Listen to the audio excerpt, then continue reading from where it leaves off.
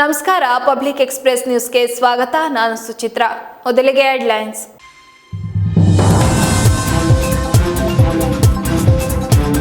ಕ್ರೀಡೆ ಜೀವನಕ್ಕೆ ಅಗತ್ಯವಾದ ಶಿಸ್ತು, ಸಹನೆ ಮತ್ತು ತಂಡಭಾವವನ್ನು ಬೆಳೆಸುತ್ತದೆ.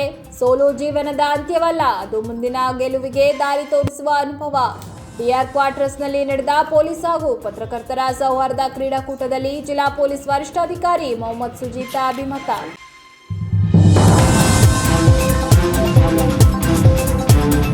ಮೂಲಭೂತ ಸೌಕರ್ಯದಿಂದ ದೂರ ಉಳಿದ ಕಾಟಿಹಳ್ಳಿಯ ಎಸ್ಬಿಎಂ ಲೇಔಟ್. ಕೊಳಚೆ ನೀರು ಸರಿಯಾಗಿ ಹರಿಯಲು ಒಳಚರಂಡಿ ವ್ಯವಸ್ಥೆ ಇಲ್ಲದೆ ಖಾಲಿ ಸೈಟುಗಳಲ್ಲಿ ನಿಲ್ಲುತ್ತಿರುವ ನೀರು. ಮಹಾನಗರ ಪಾಲಿಕೆ ಹಾಗೂ ಹೂಡಾ ಅಧಿಕಾರಿಗಳ ವಿರುದ್ಧ ನಿವಾಸಿಗಳ ಅಸಮಾಧಾನ.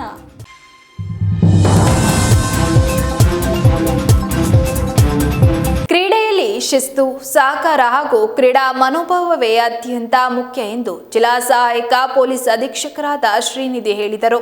ನಗರದ ಡಿಆರ್ ಕ್ವಾರ್ಟರ್ಸ್ನಲ್ಲಿ ನಡೆದ ಪೊಲೀಸ್ ಹಾಗೂ ಪತ್ರಕರ್ತರ ಸೌಹಾರ್ದ ಕ್ರೀಡಾಕೂಟದಲ್ಲಿ ಸ್ಪರ್ಧಿಗಳಿಗೆ ಅಭಿನಂದಿಸಿ ಮಾತನಾಡಿದ ಅವರು, ಕ್ರೀಡೆ ಜೀವನಕ್ಕೆ ಅಗತ್ಯವಾದ ಶಿಸ್ತು, ಸಹನೆ ಮತ್ತು ತಂಡಭಾವವನ್ನು ಬೆಳೆಸುತ್ತದೆ.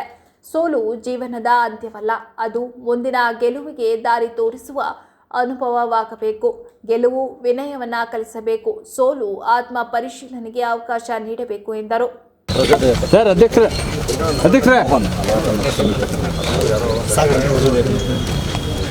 ಸರ್ ಈ ಕಡೆ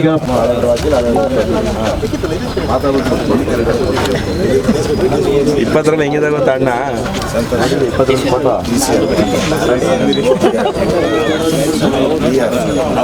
ನೀವೇ ಹೇಗಿದ್ದೀರಿ? ನಾನು ಹಂಗೆ ಇದ್ದಲ್ಲ, ಹೀಗೆ ಇದ್ದೀನಿ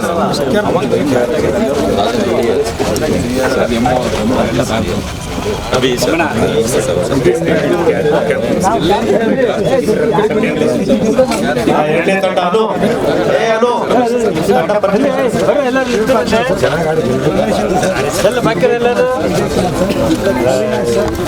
ನಮಸ್ಕಾರ. ನಾವು ಸ್ವಲ್ಪ ಮಾತಾಡಬೇಕು. ಬರೀ ಕೆಲಸ ಅಷ್ಟೇ ಗೊತ್ತು, ಚೆನ್ನಾಗಿ ಭಾಷಣ ಮಾಡೋದು. ನಮ್ಮಲ್ಲಿ ಒಂದೇ ಒಂದು ಅಂದರೆ ನಮ್ಮ ಪತ್ರಕರ್ತ ಬಂಧುಗಳು ಮತ್ತು ನಮ್ಮ ಪೊಲೀಸ್ ಬಂಧುಗಳು ಒಳ್ಳೆ ಮ್ಯಾಚ್ ಆಡಬೇಕು, ಕಾಂಪಿಟೇಟಿವ್ ಆಗಿ ಇರಬೇಕು, ಒಳ್ಳೆಯದಾಗಿ ಮಾಡಬೇಕು. ಅಂತಿಮವಾಗಿ ನನ್ನ ಇಚ್ಛೆ, ವೈಯಕ್ತಿಕ ಇಚ್ಛೆ, ನಮ್ಮ ಗೆಲ್ಲಬೇಕು. ಕೋಲ್ಕತ್ತಾ ಸೌಹಾರ್ದವಾಗಿ ಒಳ್ಳೆ ಚೆನ್ನಾಗಿ ಮಾಡೋಣ ಅಂತ ಹೇಳಿ ಆಶಿಸ್ತಾ ಥ್ಯಾಂಕ್ ಯು. ಇಂದಿನ ಯುವ ಜನತೆ ಮೊಬೈಲ್ ಮತ್ತು ಸಾಮಾಜಿಕ ಜಾಲತಾಣಗಳಲ್ಲಿ ಹೆಚ್ಚು ಕಾಲ ಕಳೆಯುತ್ತಿರುವ ಸಂದರ್ಭದಲ್ಲಿ ಕ್ರೀಡೆಗಳತ್ತ ಆಸಕ್ತಿ ಬೆಳೆಸಿಕೊಳ್ಳುವುದು ದೈಹಿಕ ಹಾಗೂ ಮಾನಸಿಕ ಆರೋಗ್ಯಕ್ಕೆ ಬಹಳ ಅಗತ್ಯವಾಗಿದೆ. ಕ್ರೀಡೆಯಲ್ಲಿ ತೊಡಗಿಸಿಕೊಳ್ಳುವುದರಿಂದ ಯುವಕರು ದುಶ್ಚಟಗಳಿಂದ ದೂರ ಉಳಿಯಲು ಸಹಕಾರಿಯಾಗುತ್ತದೆ ಎಂದು ತಿಳಿಸಿದರು. ಪಂದ್ಯಾವಳಿಯಲ್ಲಿ ಭಾಗವಹಿಸಿದ ಎಲ್ಲ ತಂಡಗಳನ್ನು ಅಭಿನಂದಿಸಿದರು. ಉತ್ತಮ ಆಟ ಪ್ರದರ್ಶಿಸಿದ ಆಟಗಾರರಿಗೆ ಬಹುಮಾನಗಳನ್ನು ವಿತರಿಸಿ ಮುಂದಿನ ದಿನಗಳಲ್ಲಿ ಇನ್ನಷ್ಟು ಕ್ರೀಡಾ ಕಾರ್ಯಕ್ರಮಗಳನ್ನು ಆಯೋಜಿಸುವ ಭರವಸೆ ನೀಡಿದರು. ಪೊಲೀಸ್ ಇಲಾಖೆ ತಂಡಗಳ ಕ್ರಿಕೆಟ್ ಪಂದ್ಯಾವಳಿ 2 ದಶಕಗಳಿಂದ ನಡೀತಾರೆ. ನಾವು ನಿರಂತರವಾಗಿ ಈ ಕ್ರೀಡಾಕೂಟಗಳನ್ನು ನಡೆಸ್ಕೊಂಡು ಬಂದಿದ್ದೇವೆ. ಪೊಲೀಸ್ ಇಲಾಖೆ ಮತ್ತು ಪತ್ರಕರ್ತರ ತಂಡದ ಸೌಹಾರ್ದ ಕ್ರಿಕೆಟ್ ಪಂದ್ಯಾವಳಿ ಈ ಜಿಲ್ಲೆಯಲ್ಲಿ ನಿರಂತರವಾಗಿ ನಡೀತಾ ಇದೆ ಅಂತ ಹೇಳಿದ್ರೆ ಅದಕ್ಕೆ ಕಾರಣ ಮತ್ತು ಪೊಲೀಸ್ ಇಲಾಖೆ ಮತ್ತು ಪತ್ರಕರ್ತರ ನಡುವೆ ಇರುವಂತಹ ಒಂದು ಬಾಂಧವ್ಯ ಮತ್ತು ಸೌಹಾರ್ದಯುತವಾದಂತಹ ಒಂದು ಸ್ನೇಹ. ಹಾಗಾಗಿ ಆ ನಿಟ್ಟಿನಲ್ಲಿ ಇವತ್ತಿಗೂ ಕೂಡ ಮತ್ತೊಮ್ಮೆ ಈ ಅವಕಾಶವನ್ನು ಮಾಡಿಕೊಟ್ಟಂತಹ ಜಿಲ್ಲಾ ಪೊಲೀಸ್ ಇಲಾಖೆಗೆ, ಜಿಲ್ಲಾ ಕಾರ್ಯನಿರತ ಪತ್ರಕರ್ತರ ಸಂಘದ ಪರವಾಗಿ ನಾನು ಧನ್ಯವಾದಗಳನ್ನು ಮೊದಲಿಗೆ ಸಮರ್ಪಿಸುತ್ತೇನೆ. ಇವೆಲ್ಲರಿಗೂ ಈ ಒಂದು ಸೌಹಾರ್ದ ಕ್ರೀಡಾಕೂಟದಲ್ಲಿ ಭಾಗವಹಿಸಿದಂತಹ ಎಲ್ಲ ಕ್ರೀಡಾಪಟುಗಳಿಗೆ ನಾನು ಧನ್ಯವಾದಗಳನ್ನು ಸಮರ್ಪಿಸುತ್ತೇನೆ. ಎಲ್ಲರಿಗೂ ಶುಭಾಶಯಗಳು, ಶುಭವಾಗಲಿ. ದಯವಿಟ್ಟು ವಿನಂತಿ ಸಾಹೇಬರು ತುಂಬ ಚೆನ್ನಾಗಿ ಮಾತಾಡೋದು ಹೇಳಿದ್ದಾರೆ. ಕ್ರಿಕೆಟ್ ಪಂದ್ಯಾವಳಿ ಇದು ಈ ನಿರಂತರವಾಗಿ ಮತ್ತೆ ಮತ್ತೆ ನಡೀಬೇಕು. ಹಾಗಾಗಿ ಸೌಹಾರ್ದಯುತವಾದಂತಹ ಕ್ರಿಕೆಟ್ ಪಂದ್ಯಾವಳಿ ಇದಾಗಿದೆ. ಹಿಂದಿನಿಂದ ಅದೇ ರೀತಿ ಬಂದಿದೆ ಸರ್, ಇವತ್ತು ಕೂಡ ಅದೇ ರೀತಿ ಇರುತ್ತೆ ಅಂತ ಒಂದು ಆಶೆಯನ್ನು ಕೊಡ್ತೇವೆ. ನಾವು ಗೆಲ್ಬೇಕು ಅಂತ ಹೇಳಿ ಅಣ್ಣ ಆಟಾಣ ಒಂಚೂರು ಹಿಂದೆ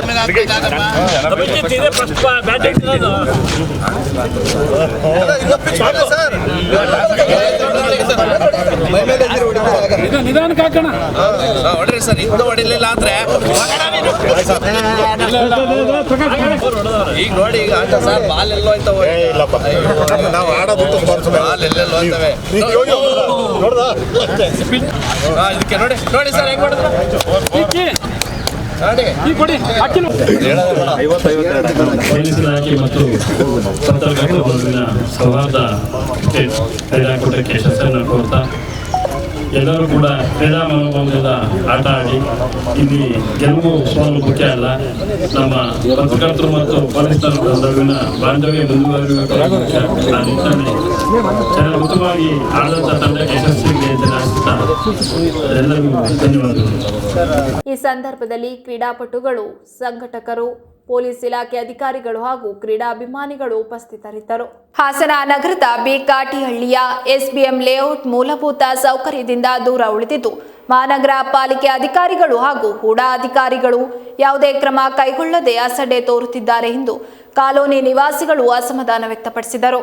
ನಗರದ ಕಾಟಿಹಳ್ಳಿಯಲ್ಲಿರುವ ಎಸ್ಬಿಎಂ ಲೇಔಟ್ನಲ್ಲಿ ಕೊಳಚೆ ನೀರು ಸರಿಯಾಗಿ ಹರಿಯಲು ಒಳಚರಂಡಿ ವ್ಯವಸ್ಥೆ ಇಲ್ಲದೆ ಖಾಲಿ ಸೈಟುಗಳಲ್ಲಿ ನೀರು ನಿಲ್ಲುತ್ತಿದೆ. ಇದರಿಂದ ಸೊಳ್ಳೆಗಳ ಕಾಟ ಹೆಚ್ಚಾಗಿದೆ. ಮನೆಯೊಳಗೆ ಇರುವುದಕ್ಕೆ ಆಗುತ್ತಿಲ್ಲ, ಗಬ್ಬು ನಾರುತ್ತಿದೆ. ಇದರಿಂದ ಲೇಔಟ್ನ ಮಕ್ಕಳಿಗೆ, ನಿವಾಸಿಗಳಿಗೆ ಆರೋಗ್ಯದಲ್ಲಿ ವ್ಯತ್ಯಾಸ ಉಂಟಾಗಿದೆ. ಒಕ್ಕಲಿಗರ ವಿದ್ಯಾರ್ಥಿ ನಿಲಯದ ಕೊಳಚೆ ನೀರು ಸಹ ಇಲ್ಲಿಯೇ ಹರಿಯುತ್ತಿದೆ.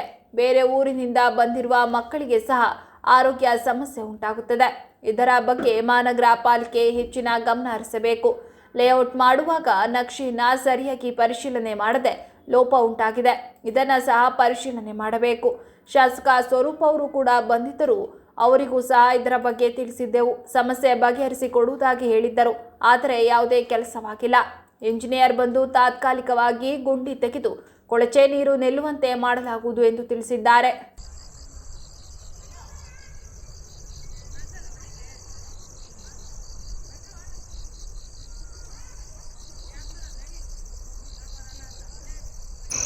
ತೊಂದರೆ ಅಂದ್ರೆ ಇಲ್ಲಿ ಹಾಸ್ಟೆಲ್ ನೀರು, ಇಲ್ಲಿ ಮತ್ತೆ 3-4 ಮನೆ ನೀರು ಎಲ್ಲ ಹರಿದು ಬಂದು ಮುಂದ್ಗಡೆ ಸೈಡಲ್ಲಿ ನಿಂತ್ಬಿಟ್ಟಿದೆ.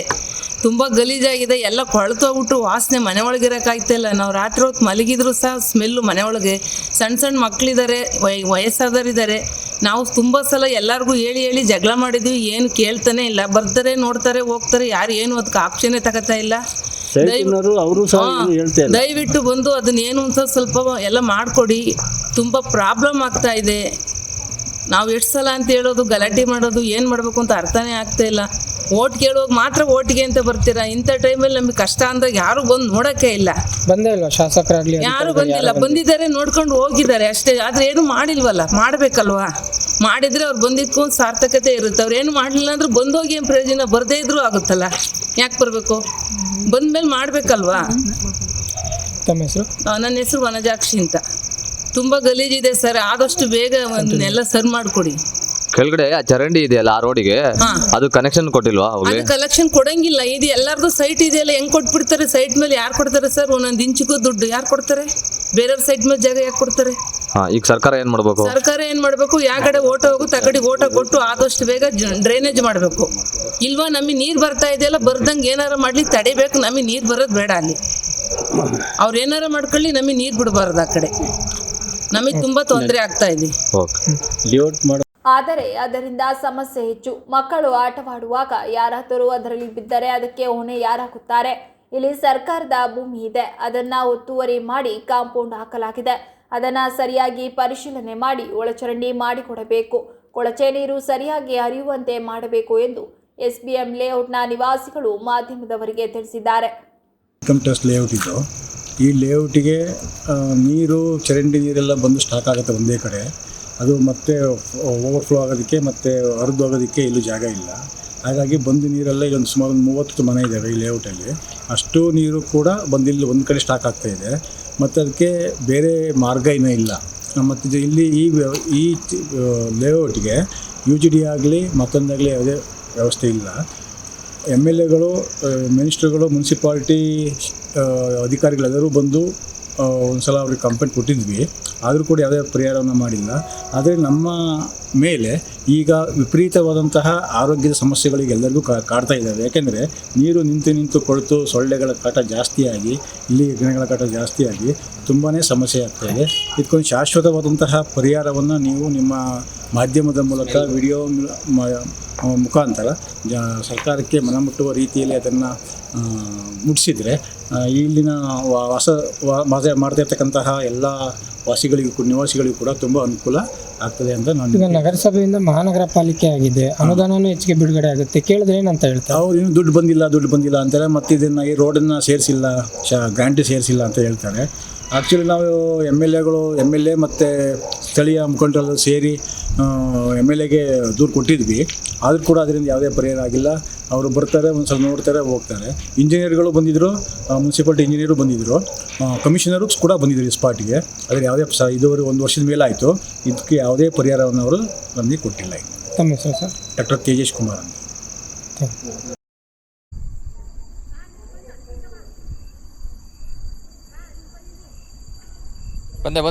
ಬಂದೆ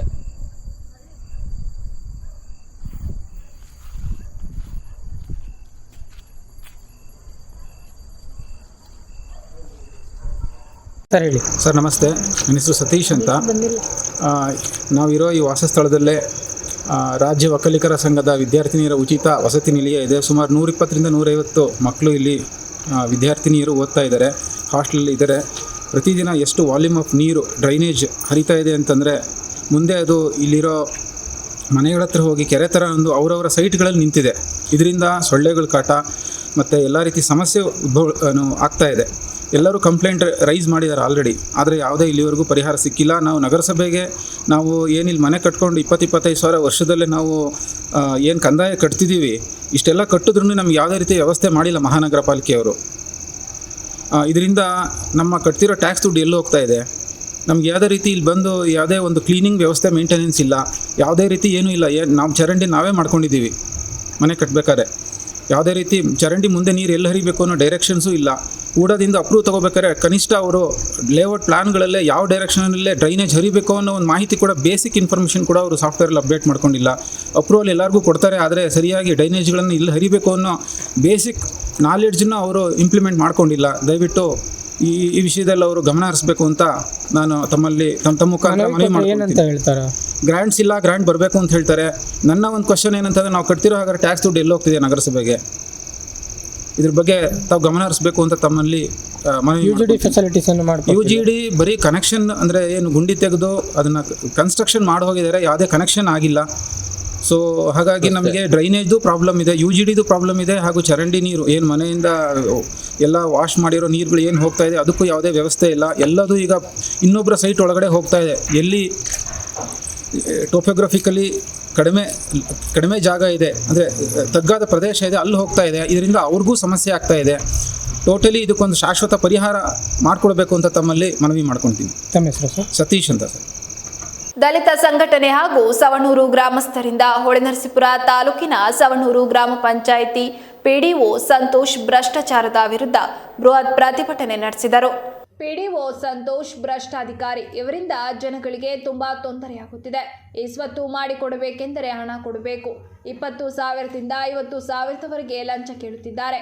ಯಾಕೆ ಇಷ್ಟೊಂದು ಹಣ ಕೊಡಬೇಕೆಂದು ಕೇಳಿದರೆ, ಇವನನ್ನ ಹೊರಗೆ ತಳ್ಳಿ ಬಿಲ್ಡಿಂಗ್ನಿಂದ ಕೆಳಗೆ ತಳ್ಳು ಎನ್ನುತ್ತಾನೆ. ಕೊಟ್ಟಿಗೆ ಬಿಲ್ ಮಾಡಿಸಿಕೊಂಡು ಹಣ ಲೂಟಿ ಮಾಡಿದ್ದಾರೆ. ಇವನಿಗೆ ಲಂಚ ಕೊಟ್ಟರೆ ಮಾತ್ರ ಕೆಲಸ ಮಾಡಿಕೊಡುತ್ತಾನೆ. ಲಂಚ ಕೊಡುತ್ತಿದ್ರೆ ಕೆಲಸ ಮಾಡಿಕೊಡುವುದಿಲ್ಲ. ಕಚೇರಿಗೆ ಸಮಯಕ್ಕೆ ಸರಿಯಾಗಿ ಬರುವುದಿಲ್ಲ. 12 ಗಂಟೆಗೆ ಬಂದು 2 ಗಂಟೆಗೆ ಕ್ಲೋಸ್ ಮಾಡಿಕೊಂಡು ಹೋಗ್ತಾರೆ. ರೈತರಿಗೆ ಹೊಲಗಳಲ್ಲಿ ಕೆಲಸಗಳಿರುತ್ತವೆ, ದನ ಕರುಗಳನ್ನು ನೋಡಿಕೊಳ್ಳಬೇಕು. ಆ ಕೆಲಸಗಳನ್ನೆಲ್ಲ ಬಿಟ್ಟು PDO ಅವರನ್ನ ನೋಡಲು ಬಂದರೆ ಅವರು ಕಚೇರಿಯಲ್ಲಿ ಇರುವುದಿಲ್ಲ. ದುಡ್ಡು ಮಾಡೋದಕ್ಕೆ ಇವರು ಬಂದಿರುವುದು. ಗ್ರಾಮ ಪಂಚಾಯಿತಿ ಸದಸ್ಯರುಗಳು ಸಹ ಸರಿಯಿಲ್ಲ, ಇವನಿಗೆ ಸಪೋರ್ಟ್ ಮಾಡ್ತಾರೆ. ಇವನನ್ನ ಹೇಳೋರು ಕೇಳೋರು ಯಾರು ಇಲ್ಲದಂತಾಗಿದೆ.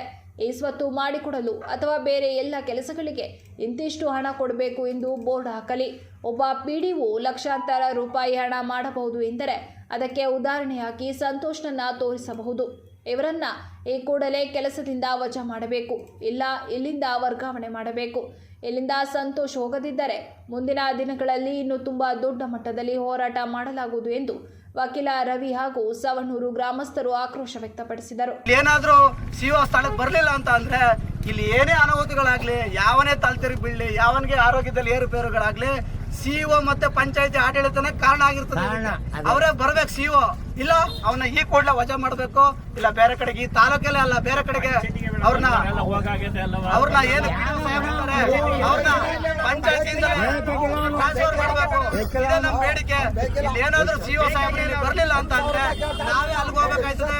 ಇನ್ನೊಂದು ಏನಪ್ಪಾ ಅಂತ ಅಂದ್ರೆ ಇಲ್ಲಿ ಏನು ಏರುಪೇರು ಆರೋಗ್ಯದಲ್ಲಿ ಏನಾದ್ರು ಈ ಪ್ರತಿಭಟನಾಕಾರರಿಗೆ ಏರುಪೇರು ಆದ್ರೆ ಇದಕ್ಕೆಲ್ಲ ಏನು ಪಂಚಾಯತಿ ಆಡಳಿತನೇ ಕಾರಣ ಆಗಿರ್ತದೆ ಅಂತ ಹೇಳ್ತಿದ್ದೇನೆ. ಕೊಡ್ಬೇಕು ಅಂತ ಬಂದಿರ್ತದೆ, ಏನು ಅನುದಾನ ಬಂದಿರ್ತದೆ, 30 lakh 40 lakh A grade B grade ಪಂಚಾಯತಿಗಳು ಅಂತ ಇರ್ತವೆ. ಅಲ್ಲಿ 5% ಖರ್ಚು ಮಾಡ್ಬೇಕು ಅಂತ ಇರೋದನ್ನ 5% ಅಂಗವಿಕಲಿಗೆ ತೋರಿಸೋದು, ತಮ್ಮ ಮನೆಗಳ ಹತ್ರ ಈ ಐಮಾಸ್ಗಳನ್ನ ಹಾಕೊಳ್ಳೋದು, ಇದೇ ಸವಣೂರು ಪಂಚಾಯತಿಲಿ ಇದೆ. ಇದನ್ನು ಕೂಡ ನಾನು ಸಾಕ್ಷಿ ಸಮೇತ ಇಟ್ಕೊಂಡಿದ್ದೀನಿ. ಅರ್ಥ ಆಯ್ತಾ? ಇನ್ನ ನೆಕ್ಸ್ಟ್ ಈಗ JJM ಬಂತು, ಜಲ್ ಮಿಷನ್ ಯೋಜನೆ. ಅದರಲ್ಲಿ PDO ಅಪ್ರೂವಲ್ ಕೊಟ್ಟಿದ್ದಾರೆ. ಯಾವ ತರ ಕೊಟ್ಟಿದ್ದಾರೆ ಅಂದ್ರೆ ಅದನ್ನ ಆಳವಾಗಿ ಬಗಿಬೇಕು, ಎಷ್ಟಡಿ ಬಗ್ದಾರೆ ಅದನ್ನ ನೋಡ್ಬಿಟ್ಟು ಡ್ಯಾಮೇಜ್ ಆಗಿರೋಂಥ ರಸ್ತೆಗಳನ್ನ, ಈಗ ಪೈಪ್ ಈ ಕಡೆಯಿಂದ ಆ ಕಡೆಗೆ ಹೋಗ್ಬೇಕಂದ್ರೆ ರಸ್ತೆಗಳು ಡ್ಯಾಮೇಜ್ ಆಗ ಸಹಜ, ಅದನ್ನೆಲ್ಲ ಮುಚ್ಚಿಸ್ಬೇಕು. ಮುಚ್ಚಿಸ್ತಾನೆ ಏನ್ ಮಾಡಿದ್ದಾರೆ ಅಂದ್ರೆ ಇವ್ರು ಅಪ್ರೂವಲ್ ಕೊಟ್ಬಿಟ್ಟಿದ್ದಾರೆ, ಬಿಲ್ ಮಾಡ್ಕೊಂಡಿದ್ದಾರೆ. ಇವು ಹಗರಣಗಳು. ನೀರು ನೋಡಿ, ಇದು ಈ ವಿಡಿಯೋ ಕೊಡಿ, ಇದು ಮನೆ ಮುಂದೆ ಇದು ಜಲ್ ಜೀವನ್ ಮಿಷನ್ ಇದಾಗಿರೋದು ಪೈಪ್ ಆಳವಾಗಿ ಹೋಗಿಲ್ಲ, ಅಪ್ರೂವಲ್ ಕೊಟ್ಟಾರೆ, ಡ್ಯಾಮೇಜ್ ಆಗಿ ಇಡೀ ರೋಡೇ ಇದಾಗೋಗೈತೆ, ಸಾರ್ವಜನಿಕರಿಗೆ ತೊಂದರೆ ಆಯ್ತೈತೆ. ಇವೆಲ್ಲ ಸಾಕ್ಷಿಗಳು ಇಟ್ಕೊಂಡೆ ನಾವು ಮಾತಾಡ್ತಿದ್ರು. ಸುಮ್ನೆ ಸ್ಟ್ರೈಕ್ ಮಾಡಕ್ ಯಾರು ಇಲ್ಲಿ ಹುಚ್ಚರಿಲ್ಲ, ಇವೆಲ್ಲ ತಿಳ್ಕೊಂಡಿರ್ತಕ್ಕಂಥವ್ರು. ಆತರ ಮಾಡಿದ್ದಾರೆ. ಇನ್ನ ನೆಕ್ಸ್ಟ್ ಏನ್ ಮಾಡ್ತಾರೆ ಅಂತ ಅಂದ್ರೆ ಇವರು ನಮ್ಮ ಮನೆ ಮುಂದೆ ಏನ್ ಮಾಡವ್ರೆ, ಚರಂಡಿನ ಕ್ಲೀನ್ ಮಾಡಿದ್ದಾರೆ. ಆ ಮಾಡ್ದಂತ ನನ್ನ ಹತ್ರನೂ ಪ್ರೂಫ್ ಇದೆ, ಅದನ್ನ ನಾನು ತೋರಿಸ್ತೀನಿ, CD ಮಾಡಿಬಿಟ್ಟಾಗ ನಾನು ಕೊಡ್ತೀನಿ. ಅದನ್ನ ವಿಲೇವಾರಿ ಮಾಡ್ದಾನೆ ಬಿಲ್ ಮಾಡಿದ್ದಾರೆ. ಆ ಸ್ಮೆಲ್ನ ಕುಡಿದು ಸಾಯಂತರ ನಾವಾಗಿದ್ದೀವಿ, ಈ ತರ ಮಾಡಿದ್ದಾರೆ. ಇನ್ನ ನೆಕ್ಸ್ಟ್ ಈ ಆಸ್ಪತ್ರೆಗಳ ಅಭಿವೃದ್ಧಿ ಮಾಡೋದ್ರಲ್ಲಿ ವಿಫಲ ಆಗವ್ರೆ.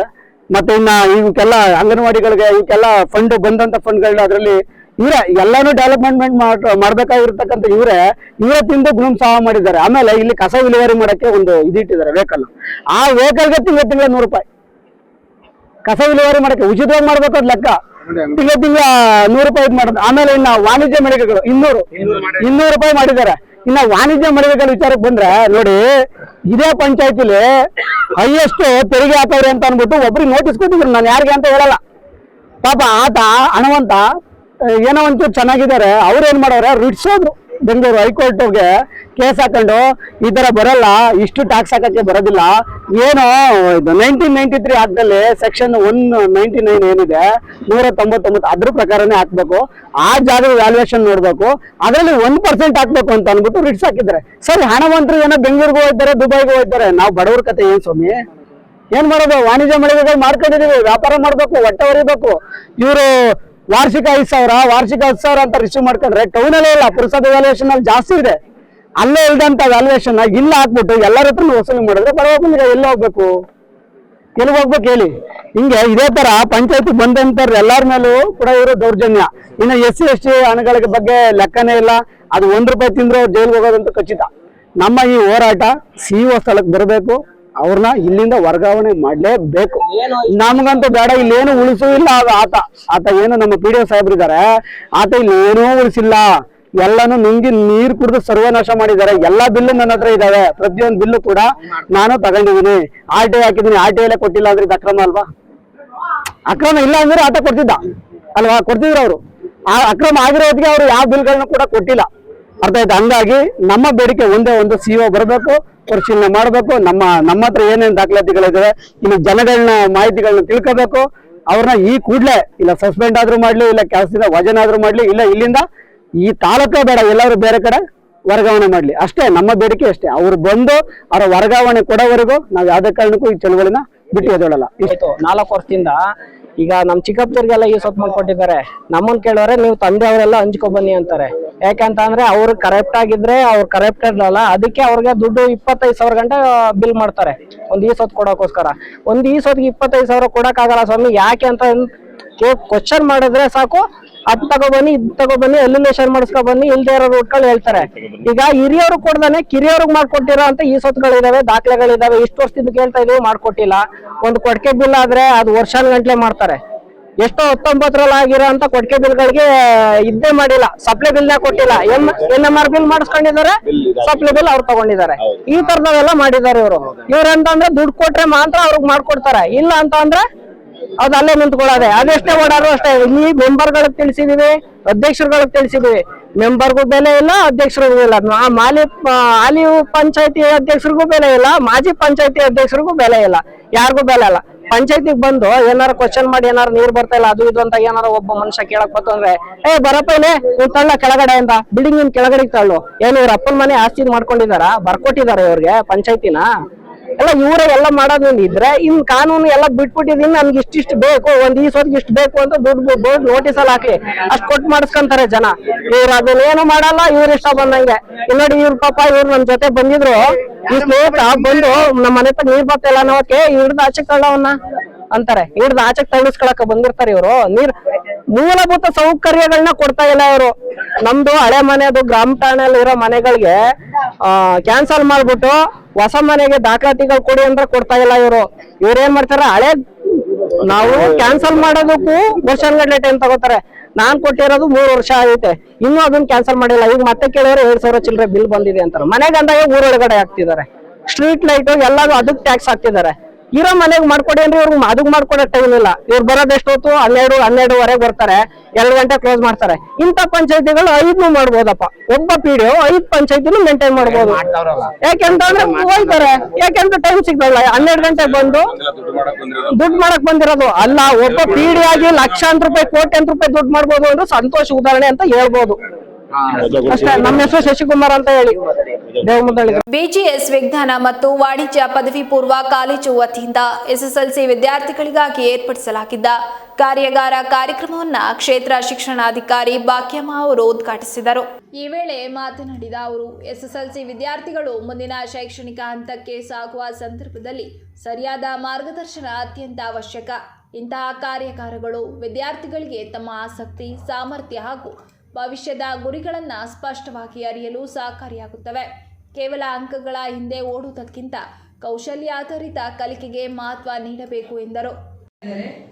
ಒಂದು ಒಳ್ಳೆಯ ವ್ಯವಸ್ಥೆಯನ್ನು ಮಾಡಿದ್ದಾರೆ. ಜೊತೆಗೆ ಇದರ ಸದುಪಯೋಗ ಆಗಬೇಕು ಅಂದ್ರೆ ನೀವೆಲ್ಲರೂ ಕೂಡ ಇಲ್ಲಿ ಸೇರಿದ್ದೀರಿ. ನಿಮ್ಮ ಶಾಲಾ ಹಂತದಲ್ಲಿ ಈಗಾಗಲೇ ಎಲ್ಲಾ ವಿಷಯಗಳಿಗೆ ಸಂಬಂಧಿತ ಶಿಕ್ಷಕರುಗಳು ತಮ್ಮದೇ ಆದಂತ ಕೆಲಸಗಳನ್ನ ಮಾಡಿಕೊಂಡು ನಿಮ್ಗೆಲ್ಲ ಪೋರ್ಷನ್ಸ್ ಅನ್ನ ಮುಗಿಸಿ ಈಗಾಗಲೇ ಎಲ್ಲ ರಿವಿಷನ್ಸ್ ಅನ್ನ ಮಾಡ್ತಾ ಇದ್ದಾರೆ. ಹೌದಾ ಮಕ್ಕಳ? FA4 ಆಗಿದೆಯಾ? ಓಕೆ, FA4 ಈ ತಿಂಗಳೊಳಗಡೆ ಆಗುತ್ತೆ. ನಿಮ್ಗೆ ಪ್ರಿಪರೇಟರಿ ಎಕ್ಸಾಮಿನೇಷನ್ಸ್ ವೇಳಾಪಟ್ಟಿ ಗೊತ್ತಾಗಿದೆ ಅಲ್ವಾ? ಜನವರಿ 1st ವೀಕ್ ಅಲ್ಲಿ ಸ್ಟಾರ್ಟ್ ಆಗುತ್ತೆ. ಆದ್ರೆ ನೀವು ಇಲ್ಲಿ ಬಂದಿದ್ದೀರಲ್ಲ, ಇಲ್ಲಿ ನಿಮ್ ಶಾಲೆಯವ್ರು ಮಾತ್ರ ಒಂದ್ ಕಡೆ ಕುಳಿತುಕೊಳ್ಳುವಂತದ್ದು, ನಿಮ್ಮಲ್ಲಿ ಅಷ್ಟೇ ಚರ್ಚೆ ಮಾಡ್ಕೊಳ್ಳುವಂತದ್ದು ಅಲ್ಲ. ಇಲ್ಲಿ ವಿವಿಧ ಶಾಲೆಗಳಿಂದ ಬಂದಿರೋದ್ರಿಂದ ಎಲ್ಲರ ಒಂದು ಚರ್ಚೆಗಳು ಇಲ್ಲಿ ಆಗ್ಬೇಕು ಲಂಚ್ ಬ್ರೇಕ್ ಅಲ್ಲಿ, ಈಗಲ್ಲ. ಮತ್ತೆ ಸರ್ ನಿಮ್ಮನ್ನ ಪ್ರಶ್ನೆ ಕೇಳಿದಾಗ ನೀವು ಕರೆಕ್ಟ್ ಆಗಿ ಸ್ಪಂದಿಸ್ಬೇಕು. ನಿಮ್ಗೆ ಯಾವ್ದಾದ್ರು ಟಾಪಿಕ್ ಅರ್ಥ ಆಗಿಲ್ಲ ಅಂತ ಅಂದ್ರೆ ಅದನ್ನ ಕೇಳ್ಕೊಂಡು ತಿಳ್ಕೋಬೇಕು. ಇದು ಏನೋ ಒಂದು 5% 10% ನಿಮ್ಮ ರಿಸಲ್ಟ್ ಓರಿಯೆಂಟೆಡ್ ಅಲ್ಲಿ ಒಂದು ಪಾತ್ರ ಆಯ್ತು ಅಂತ ಅಂದ್ರೆ ಈ ದಿನ ಒಂದು ಮ್ಯಾನ್ ಪವರ್ ಅಂತ ಹೇಳ್ತೀವಿ ನೋಡಿ, ಈ ದಿನ ನಿಮ್ಮ ಹತ್ರ ಒಂದು ಕಾರ್ಯಕ್ರಮದ ಸಂಪನ್ಮೂಲ ವ್ಯಕ್ತಿಯಾಗಿದ್ದ ರಾಷ್ಟ್ರ ಪ್ರಶಸ್ತಿ ಪಡೆದ ಉಪನ್ಯಾಸಕ ದಕ್ಷಿಣ ಕನ್ನಡದ ಯಾಕೋಬ್ ಎಸ್ ಕೊಯ್ಯರ್ ಅವರು ಮಾತನಾಡಿ, ಗಣಿತವೆಂದರೆ ಭಯಪಡುವ ವಿಷಯವಲ್ಲ, ಅದು ತಾರ್ಕಿಕ ಚಿಂತನೆ ಮತ್ತು ಸಮಸ್ಯೆ ಪರಿಹಾರ ಕೌಶಲ್ಯವನ್ನು ಬೆಳೆಸುವ ಅತ್ಯಂತ ಉಪಯುಕ್ತ ವಿಷಯ. ದಿನನಿತ್ಯದ ಜೀವನದಲ್ಲಿಯೇ ಗಣಿತದ ಅನೇಕ ಉದಾಹರಣೆಗಳು ಅಡಗಿವೆ. ಸೂಕ್ತ ವಿಧಾನದಲ್ಲಿ ಕಲಿತರೆ ಗಣಿತ ಅತಿ ಸುಲಭವಾಗುತ್ತದೆ ಎಂದರು. ಗೊತ್ತಿರಬೇಕಾಗಿದ್ದು ಎಷ್ಟು ಪಾಠದಿಂದ, ಯಾವ ಪಾಠದಿಂದ ಎಷ್ಟು ಅಂಕಗಳು ಬರ್ತವೆ, ಯಾವ ರೀತಿಯ ಪ್ರಶ್ನೆಗಳು ಬರ್ತವೆ ಅಂತ ಮೊದಲನೇಗೆ ನಮ್ಗೆ ಗೊತ್ತಿರಬೇಕು. ಗೊತ್ತಿದೆ ಕಾಣ್ತದೆ. ಯಾಕಂದ್ರೆ ಎಲ್ಲ ಶಾಲೆಯ ಟೀಚರ್ಸ್ಗಳು ಬಹಳ ಮುತುವರ್ಜಿಯಿಂದ, ಅಂತೂ ನಾನು ಗಣಿತ ಫ್ಯಾಮಿಲಿ ಆಗಿರೋದ್ರಿಂದ ನನ್ಗೆ ಗೊತ್ತು, ಗಣಿತ ಟೀಚರ್ಸ್ ನಿದ್ದೆ ಮಾಡೋದಿಲ್ಲ, ಮನೆಯಲ್ಲಿ ಕೂಡ ನಿದ್ದೆ ಮಾಡಲ್ಲ. ಅವರ ತಲೆಯಲ್ಲಿ ಬರುವುದೇ 10 ಮಾರ್ಕ್ 5 ಮಾರ್ಕ್ ತೆಗೆಯುವ ವಿದ್ಯಾರ್ಥಿ. ಗುಳಿಯ ದೇವರಾಗಿ ಬರ್ತಾರೆ, ನಗುದಿಲ್ಲ. ಅವ್ರು ಕೇಳುವಂತ ಗೊತ್ತಾ, ಯಾರಾದ್ರೂ ಇನ್ನೊಬ್ರು ಮ್ಯಾಥ್ಸ್ ಟೀಚರ್ ಸಿಕ್ಕಿದ್ರೆ ನಿಮ್ ಮಕ್ಕಳು ಹೆಂಗಿದ್ದಾರೆ ಅಂತ, ನಿಮ್ ಮಕ್ಕಳು ಹೆಂಗಿದ್ದಾರೆ, ನಮ್ಮ ಮಕ್ಕಳು ಏನಿಲ್ಲ ಅಂತ. ಟೀಚರ್ಸ್ ಕೇಳಿದ್ರು ಹೇಳುದು ನಮ್ಮ ಮಕ್ಕಳು ಏನಿಲ್ಲ ಅಂತ. ಇದು ಕರೆಕ್ಟ್ ಅಲ್ಲ? ಯೂನಿವರ್ಸಲ್ ಟ್ರೂತ್ ಇದು. ಸೊ ಇಲ್ಲಿ ಎಷ್ಟು ಮಂದಿ ಇಂಗ್ಲಿಷ್ ಮೀಡಿಯಂ ಇದೆ ಆಯ್ತಾ? ಸೊ ಮೊದಲನೇದಾಗಿ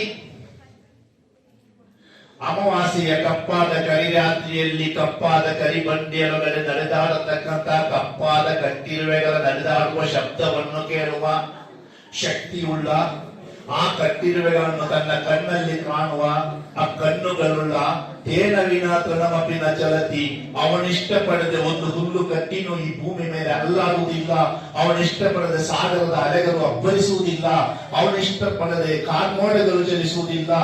ಅವನು ಈ ಜಗತ್ತಿನ ನಿಯಂತ್ರಕ, ಅಖಿಲಾಂಡ ಕೋಟಿ ಬ್ರಹ್ಮಾಂಡ ವಿಶ್ವವನ್ನು ನಿಯಂತ್ರಿಸತಕ್ಕಂಥವನು, ಕೋಟ್ಯಾನು ಕೋಟಿ ನಕ್ಷತ್ರ ಕಾರ್ಯಗಳನ್ನ ನಿಯಂತ್ರಿಸತಕ್ಕಂತಹ ಸರ್ವಶಕ್ತನಾದ ಭಗವಂತ ವಿಶ್ವನಾಥ ಜಗದೊಡೆ ಜಗನ್ನಾಥನ್ನ ಮೊದಲನಾಗಿ ಸ್ಮರಿಸ್ತಾ ಬಿಜಿಎಸ್ ಕಾಲೇಜಿನ ಪ್ರಾಂಶುಪಾಲ ದಿವ್ಯಕುಮಾರ್ ಮಾತನಾಡಿ, ಪ್ರತಿ ವರ್ಷವೂ ಸಹ ಇಂತಹ ಕಾರ್ಯಾಗಾರವನ್ನು ಎಸ್ಎಸ್ಎಲ್ಸಿ ವಿದ್ಯಾರ್ಥಿಗಳಿಗೆ ನಮ್ಮ ಕಾಲೇಜಿನ ವತಿಯಿಂದ ಆಯೋಜನೆ ಮಾಡಲು ಪರಮ ಪೂಜ್ಯ ಸ್ವಾಮೀಜಿಯವರ ಆಶಯದಂತೆ ನಡೆಸಿಕೊಂಡು ಬರಲಾಗುತ್ತಿದೆ. ತಾಲೂಕಿನ ಸುಮಾರು 300ಕ್ಕೂ ಹೆಚ್ಚು ವಿವಿಧ ಶಾಲೆಯ ವಿದ್ಯಾರ್ಥಿಗಳು ಗಣಿತ ಹಾಗೂ ವಿಜ್ಞಾನಕ್ಕೆ ಸಂಬಂಧಿಸಿದ ವಿಷಯಕ್ಕೆ ಅವರಲ್ಲಿರುವ ಭಯ ನಿರ್ಮೂಲನೆ ಮಾಡಿ ಅವರಿಗೆ ಆತ್ಮವಿಶ್ವಾಸ ಮೂಡಿಸಲು ಅನುಕೂಲವಾಗಿದೆ ಎಂದರು. ಎಲ್ಲಾ ಸಮಸ್ಯೆಗಳು ಕೂಡ ಎಲ್ಲಾ ಮಕ್ಕಳಲ್ಲೂ ಇರ್ತಕ್ಕಂಥದ್ದು. ಇದು ಯಾಕೆಂತಂದ್ರೆ ಸೈಕಾಲಜಿಕಲಿ ನಾವು ನೋಡ್ಕೊಳ್ತಾ ಹೋದ್ರೆ ಮಕ್ಕಳುಗಳಲ್ಲಿ ಇದು ಸಹಜ. ಇಂತಹ ಒಂದು ಈ ಸಮಸ್ಯೆಗಳನ್ನ ಬಗೆಹರಿಸಲಿಕ್ಕೆ ನಮ್ಮಲ್ಲಿ ಬಹಳ ಒಳ್ಳೊಳ್ಳೆಯ ರಿಸೋರ್ಸ್ ಪರ್ಸನ್ಸ್ಗಳನ್ನ, ಒಳ್ಳೊಳ್ಳೆಯ ಸಬ್ಜೆಕ್ಟ್ ವೈಸ್ ವಿಷಯವಾರು ನಾವು ರಿಸೋರ್ಸ್ಗಳನ್ನ ನಾವು ನೋಡ್ತಾ ಇದ್ದೀವಿ. ಬಟ್ ಇವತ್ತು ಬಹುಶಃ ನಾವೆಲ್ಲರೂ ಕೂಡ ಒಂದು ಅದೃಷ್ಟ ಅಂತ ಅನ್ಕೋಬಹುದು. ಬಹುಶಃ ನಮಗೆ ಇಡೀ ಭಾರತದಲ್ಲಿ ಪ್ರಥಮ ಬಾರಿಗೆ ಮ್ಯಾಥಮೆಟಿಕ್ಸ್ ನಲ್ಲಿ ಒಂದು ಲ್ಯಾಬ್ ಅನ್ನು ಮಾಡಿ, ಆ ಲ್ಯಾಬ್ ನ ಮುಖಾಂತರ ಮ್ಯಾಥ್ಸ್ ಕೂಡ ಒಂದು ಲ್ಯಾಬ್ ನ ಮುಖಾಂತರ ನಾವು ಮಕ್ಕಳಿಗೆ ಕಲಿಸಬಹುದು ಅಂತ ಹೇಳಿ ಒಂದು ಸರ್ಕಾರಿ ಶಾಲೆಯಲ್ಲಿ ಸೊ ಅದ್ಭುತವಾದ ಪ್ರತಿಭೆಗಳನ್ನ ತಯಾರು ಮಾಡ್ತಾ ಇರ್ತಕ್ಕಂಥ ಒಂದು ಅದ್ಭುತವಾದಂತಹ ಒಂದು ಸಂಪತ್ತು ನಮ್ಮಲ್ಲಿ ಗೊತ್ತಿದೆ. ಆ ಸಂಪತ್ತನ್ನು ನಾವೆಲ್ಲರೂ ಕೂಡ ಬಳಸಿಕೊಂಡು ನಮ್ಮಲ್ಲಿರ್ತಕ್ಕಂಥ ಕೆಲವು ಸಮಸ್ಯೆಗಳನ್ನ ನಾವು ಬಗೆಹರಿಸಿಕೊಳ್ಳಿಕ್ಕೆ ನಾವು ಬಂದಿದ್ದೀವಿ. ಒಂದು ಅದೃಷ್ಟ. ಯಾಕೆಂತಂದ್ರೆ ಪೂಜ್ಯ ಸ್ವಾಮೀಜಿಯವರು ಏನ್ ಮಾಡ್ತಾರೆ ಅಂದ್ರೆ ಪ್ರತಿ ವರ್ಷ ಈ ತರದೊಂದು ಕಾರ್ಯಕ್ರಮವನ್ನ ಪ್ರತಿ ವರ್ಷ ನಮ್ಮ ಕಾಲೇಜಿನಲ್ಲಿ ಮಾಡ್ತಾರೆ. ಬಿಫೋರ್ 3 months ಬಾಬರ್ ಅಲಿ ಅಂತ ಹೇಳಿ ನಿಮ್ಗೆ ಮಕ್ಕಳಿಗೆ ಗೊತ್ತಿರಬಹುದು, ಟೀಚರ್ಸ್ ಗೊತ್ತಿರ್ತದೆ. ಸೊ ಅವರು ಕೂಡ is a world youngest head master. ಈ ಸಂದರ್ಭದಲ್ಲಿ ಭಾಗಮಂಡಲ ಬಿಜಿಎಸ್ ವಿದ್ಯಾಸಂಸ್ಥೆ ಪ್ರಾಂಶುಪಾಲರಾದ ಕೀರ್ತಿ ಕುಮಾರ್, ಇಸಿಒ ನವೀನ್ ಕುಮಾರ್, ಎಸ್ಇಎಸ್ ವಿದ್ಯಾಸಂಸ್ಥೆ ಪ್ರಾಂಶುಪಾಲರಾದ ನಾರಾಯಣ್ ಸೇರಿದಂತೆ ಸಂಸ್ಥೆಯ ಪ್ರಾಧ್ಯಾಪಕರು ಹಾಜರಿದ್ದರು. ಚನ್ನರಾಯಪಟ್ಟಣದ ಮೈಸೂರು ರಸ್ತೆಯಲ್ಲಿರುವ ಪಂಪ್ ಹೌಸ್ ಆವರಣದಲ್ಲಿಂದು ಪುರಸಭೆ ವ್ಯಾಪ್ತಿಯಲ್ಲಿನ ಹಣಕಾಸು ಹಾಗೂ ನಗರೋತ್ಥಾನ ಯೋಜನೆಯಡಿ ಅಭಿವೃದ್ಧಿ ಕಾಮಗಾರಿಗೆ ಶಾಸಕ ಸಿಎನ್ ಬಾಲಕೃಷ್ಣ ಭೂಮಿ ಪೂಜೆ ನೆರವೇರಿಸಿದರು. ಈ ವೇಳೆ ಮಾತನಾಡಿದ ಅವರು, ಪಟ್ಟಣದ ಮೈಸೂರು ರಸ್ತೆಯಲ್ಲಿರುವ ಪಂಪ್ ಹೌಸ್ ಆವರಣದಲ್ಲಿರುವ ಪೌರ ಕಾರ್ಮಿಕರ ಹಾಲಿ ಕಟ್ಟಡವು ಶಿಥಿಲಗೊಂಡ ಹಿನ್ನೆಲೆಯಲ್ಲಿ ನಗರೋತ್ಥಾನ ಯೋಜನೆಯಡಿ 30 ಲಕ್ಷ ವೆಚ್ಚದಲ್ಲಿ ಪೌರ ಕಾರ್ಮಿಕರ ವಿಶ್ರಾಂತಿ ಗೃಹವನ್ನು ನಿರ್ಮಾಣ ಮಾಡಲು ಯೋಜನೆ ರೂಪಿಸಿದ್ದು, ಪುರುಷರು ಮತ್ತು ಮಹಿಳಾ ಪೌರ ಕಾರ್ಮಿಕರಿಗೆ ಪ್ರತ್ಯೇಕ ಕೊಠಡಿಗಳನ್ನು ನಿರ್ಮಾಣ ಮಾಡಲಾಗುವುದು. ಇದರಿಂದ ಪೌರ ಕಾರ್ಮಿಕರಿಗೆ ವಿಶ್ರಾಂತಿ ಪಡೆಯಲು ಹೆಚ್ಚಿನ ನೆರವಾಗಲಿದೆ. ಪಟ್ಟಣದ ಹೊರವಲಯದಲ್ಲಿರುವ ಮಾರಿನಹಳ್ಳಿ ಬಳಿ ಪೌರ ಕಾರ್ಮಿಕರ ಕಾಲೋನಿ ನಿರ್ಮಾಣಕ್ಕಾಗಿ 3.18 ಎಕರೆ ಜಾಗ ಕಾಯ್ದಿರಿಸಿದ್ದು, ರಸ್ತೆ ಸಮಸ್ಯೆ ಇದ್ದು ಅಲ್ಲಿನ ನಾಗರಿಕರಿಗೆ ರಸ್ತೆ ವ್ಯವಸ್ಥೆ ಮಾಡಿ ನಂತರ ಸೂಕ್ತ ರೀತಿಯಲ್ಲಿ ನಿವೇಶನ ಹಂಚಿಕೆ ಮಾಡಲಾಗುವುದು ಎಂದರು. ಈ ವೇಳೆ ಪುರಸಭೆ ಮುಖ್ಯಾಧಿಕಾರಿ ಆರ್ ಯತೀಶ್ ಕುಮಾರ್, ಮಾಜಿ ಅಧ್ಯಕ್ಷ ಸಿಎನ್ ಮೋಹನ್, ಟಿಎಪಿಸಿ ಎಂಎಸ್ ಅಧ್ಯಕ್ಷ ಎಚ್ಆರ್ ವೆಂಕಟೇಶ್, ನಿರ್ದೇಶಕ ಸಿಜಿ ಜಗದೀಶ್ ಹಾಗೂ ಪುರಸಭೆ ಸಿಬ್ಬಂದಿ ಪೌರ ಕಾರ್ಮಿಕರು ಭಾಗವಹಿಸಿದ್ದರು. ಎಂಟ್ರೆನ್ಸ್ ಅಲ್ಲಿ ಲೆಫ್ಟ್ ರೈಟ್ ಎರಡು ಹೂ ಮಾರ್ಕೆಟ್ ಅವ್ರಿಗೆ ಒಂದು ಕಟ್ಟೆ ಕೆಳಗಡೆ ಟೋಟಲಿ 21 ಲಕ್ಷ ಅಲ್ಲಪ್ಪ, 2140 ಸರ್. ಅಲ್ಲಿ ಬೋರೆ ಮತ್ತು ಪಾದಾಚಾರಿ ಮಾರ್ಗ ಮತ್ತು ರಸ್ತೆ ಹಾಗೂ ಮಾರುಕಟ್ಟೆ ಅಭಿವೃದ್ಧಿ ಎಲ್ಲ ಎಸ್ಟಿಮೇಟಲ್ಲಿ ಟೋಟಲಿ ಸೇರ್ತದೆ ಸರ್. ಒಳಗಡೆ ಕಾಂಕ್ರೀಟೀಕರಣ ಇಲ್ಲ, ಬಲಭಾಗದಲ್ಲಿ ಹಿಂದೆ ಶೆಲ್ಟರ್ನ ನಿರ್ಮಾಣ ಮಾಡಿದ್ವಲ್ಲ, ಪ್ರಾಂಗಣ ನಿರ್ಮಾಣ ಮಾಡಿದ್ವಲ್ಲ, ಅದರ ಕೆಳಗಡೆ ನೆಲಹಾಸು ಮತ್ತು ಆ ಕೂರ್ತಕ್ಕಂಥದ್ದಕ್ಕೂ ಕೂಡ ಕಟ್ಟೆಗಳನ್ನು ನಿರ್ಮಾಣ ಮಾಡ್ತಕ್ಕಂಥದ್ದು. ಅದಕ್ಕೆ ಸಂಬಂಧಪಟ್ಟಂಥ ಕಾಮಗಾರಿ 21,40,000. ಅದಲ್ಲದೆ ಸರ್ ವಾರ್ಡ್ ನಂಬರ್ 10ರಲ್ಲಿ ರಸ್ತೆ ಮತ್ತು ಚರಂಡಿ 10 ಲಕ್ಷ. ಅದೇ ರೀತಿ ಪುರಸಭಾ ವಾರ್ಡ್ ನಂಬರ್ 16ರಲ್ಲಿ ವಿವಿಧ ರಸ್ತೆ ಮತ್ತು ಒಳಚರಂಡಿಗೆ 9,80,000. ಅದೇ ರೀತಿ ವಾರ್ಡ್ ನಂಬರ್ 1ರಲ್ಲಿ ಕುಡಿಯ ನೀರಿಂದು ಯೋಜನೆ 21,20,000. ಅದೇ ರೀತಿ ವಾರ್ಡ್ ನಂಬರ್ 3ರಲ್ಲಿ ಕುಡಿಯ ನೀರಿನ ಸರಬರಾಜು ಪೈಪ್ಲೈನ್ ಕಾಮಗಾರಿ 6.5 ಲಕ್ಷ.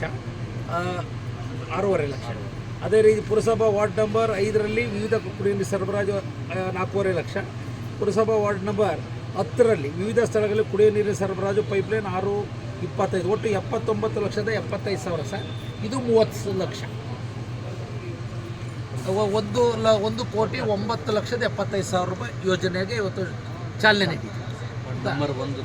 ಇವತ್ತು ವಿಶೇಷವಾಗಿ ನೆರವೇರಿಸ್ತಾ ಇದ್ದೇವೆ. ಇದಲ್ಲದೆ ಮಾರ್ಕೆಟ್ನ ಆಧುನೀಕರಣ ಮತ್ತು ಇತರೆ ಕಾಮಗಾರಿಗಳು ಅದು 75 ಲಕ್ಷ, 80 ಲಕ್ಷ. ಇದು 30 ಲಕ್ಷ ರೂಪಾಯಿ ವೆಚ್ಚದಲ್ಲಿ ಇವತ್ತು ಬುದ್ಧಿ ಪೂಜೆಯನ್ನು ನಿಮ್ಮರ ಸಮ್ಮುಖದಲ್ಲಿ ವಿಶೇಷವಾಗಿ ನಮ್ಮ ಪೌರ ಕಾರ್ಮಿಕ ಬಂಧುಗಳ ಸಮ್ಮುಖದಲ್ಲಿ ನೆರವೇರಿಸಿದ್ದೇವೆ. ಈ ಸಂದರ್ಭದಲ್ಲಿ ಮುಖ್ಯಾಧಿಕಾರಿಗಳಾದಂಥ ಯತೀಶ್ ಅವರು ಉಪಸ್ಥಿತರಿದ್ದಾರೆ. ಅದೇ ಪುರಸಭೆಯೆಲ್ಲ ಗೌರವಾನ್ವಿತ ಮಾಜಿ ಅಧ್ಯಕ್ಷರುಗಳು, ಸದಸ್ಯರುಗಳು, APCMS ಅಧ್ಯಕ್ಷರು, ಸದಸ್ಯರುಗಳು ಹಾಗೂ ಎಲ್ಲರೂ ಕೂಡ ಈ ಭಾಗದ ನಾಗರಿಕ ಬಂಧುಗಳು, ಪುರಸಭೆಯೆಲ್ಲ ಇಂಜಿನಿಯರ್ಸ್ ಮತ್ತು ಅಧಿಕಾರಿ ವರ್ಗ ಸಮ್ಮುಖದಲ್ಲಿ ಇವತ್ತು ಬುದ್ಧಿ ಪೂಜೆಯನ್ನು ನೆರವೇರಿಸಿದರು. ಈಗ ಈ ಕಟ್ಟಡ ಶಿಥಿಲಗೊಂಡಿತ್ತು. ನಗರೋತ್ಥಾನದ ಅಡಿಯಲ್ಲಿ ಇವತ್ತು ಕಾಮಗಾರಿಯನ್ನು ಪ್ರಾರಂಭಿಸ್ತಕ್ಕಂಥದ್ದು ಅವಕಾಶ ಇತ್ತು. ಆ ಹಿನ್ನೆಲೆಯಲ್ಲಿ ಕಾರ್ಯಕ್ರಮವನ್ನು ರೂಪಿಸಿದ್ದೇವೆ. ಈ ಸಂದರ್ಭದಲ್ಲಿ ಇವತ್ತು ಮಹಿಳೆಯರಿಗೆ ಪ್ರತ್ಯೇಕ ಮತ್ತು ಪುರುಷರಿಗೆ ಪ್ರತ್ಯೇಕ ಅದನ್ನು ಬೈಫರ್ಗೆಟ್ ಮಾಡಿ, ಯಾಕೆಂದರೆ ಅವರು ದಿನನಿತ್ಯ ಬೆಳಗ್ಗೆ ಕೆಲಸ ಮಾಡುವ ಸಂದರ್ಭದಲ್ಲಿ ಅವ್ರಿಗೂ ಕೂಡ ವಿಶ್ರಾಂತಿ ಅವಶ್ಯಕತೆ ಇರ್ತದೆ.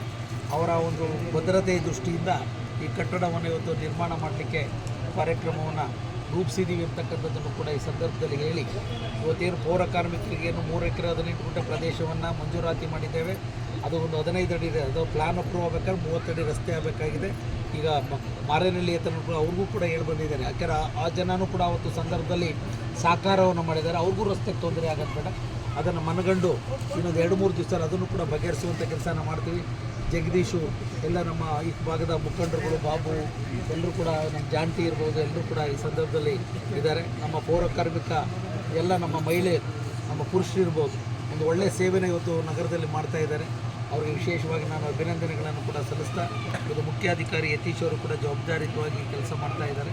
ಅವರೆಲ್ಲ ಇಂಜಿನಿಯರ್ಸು, ಸ್ಟಾಫ್ ಎಲ್ಲ ಸೇರಿ ಅದರ ಜೊತೆಯಲ್ಲಿ ಈ ಹಿಂದಿನ ಪುರಸಭೆ ಆಡಳಿತ ವರ್ಗನೂ ಕೂಡ ನಮಗೆ ಅಧ್ಯಕ್ಷರಾಗಿ ಇವರೆಲ್ಲರೂ ಕೂಡ ಒಳ್ಳೆಯ ಕೆಲಸವನ್ನು ಮಾಡಿರೋ ಫಲವಾಗಿ ನಮ್ಮ ಸೂಚನೆ ಮೇರೆಗೆ ಇವತ್ತು ಬುದ್ಧಿ ಪೂಜೆಯನ್ನು ನೆರವೇರಿಸ್ತಾ ಇದ್ದೇವೆ ಅಂತಕ್ಕಂಥದ್ದನ್ನು ಕೂಡ ನಾನು ಈ ಸಂದರ್ಭದಲ್ಲಿ ಹೇಳಿ, ಇದರ ಜೊತೆಯಲ್ಲಿ ಇವತ್ತು 26ನೇ ತಾರೀಕು ಇವತ್ತು ಕೇಂದ್ರ ಘನ ಸರ್ಕಾರದ ಮಾನ್ಯ ರೈಲ್ವೆ ಮತ್ತು ಜಲಸಂಪನ್ಮೂಲ ರಾಜ್ಯ ಸಚಿವರಾದಂಥ ವಿ ಸೋಮಣ್ಣ ಅವರು ಚನ್ನರಾಯಪಟ್ಟಣ ನಗರಕ್ಕೆ ಆಗಮಿಸ್ತಾ ಇದ್ದಾರೆ ಅಂತ ನಾನು ಕೂಡ ನಿಮ್ಮ ಮುಂದೆ ಹೇಳಲಿಕ್ಕೆ ಕೂಡ ಇದನ್ನು ಸಪ್ರೇಟಾಗಿ ತಿಳಿಸಬೇಕು ಅಂತ ಮನವಿ ಮಾಡ್ತೇನೆ.